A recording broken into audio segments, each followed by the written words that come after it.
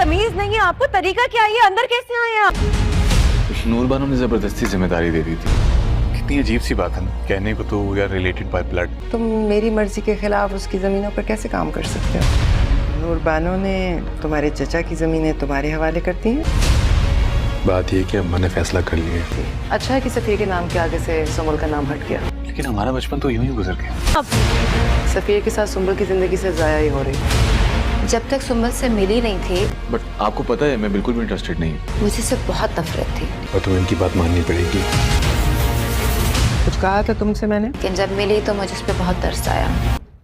तुमने की नूर बानो से बात? नूरजहां की आने वाली एपिसोड में हम लोग देखेंगे कि जैसे ही नूरजहां को पता चलेगा कि नूर बानो ने अपनी ज़मीनों की तमाम तर जिम्मेदारियां मुराद को दे दी हैं, नूरजहां फ़ौरन ही मुराद के पास पहुंच जाएगी, क्योंकि नूरजहां को बिल्कुल भी ये बात पसंद नहीं आएगी कि मुराद नूर बानो की किसी भी किस्म की कोई भी मदद करे। नूरजहां मुराद से आकर पूछेगी कि तुमने मुझसे पूछे बगैर कैसे ये जिम्मेदारियाँ उठाई हैं।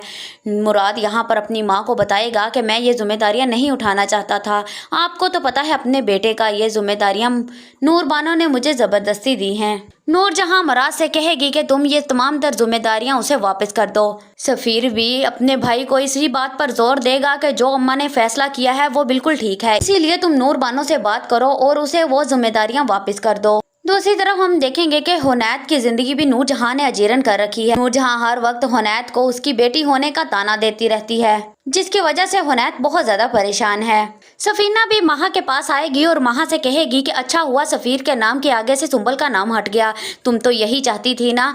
यहाँ पर महा सफीना से कहेगी कि जब तक मैं सुम्बुल से नहीं मिली थी मुझे उससे पर गुस्सा आता था, लेकिन जैसे ही मैंने सुम्बुल से मुलाकात की अब मुझे उस पर तरस आता है।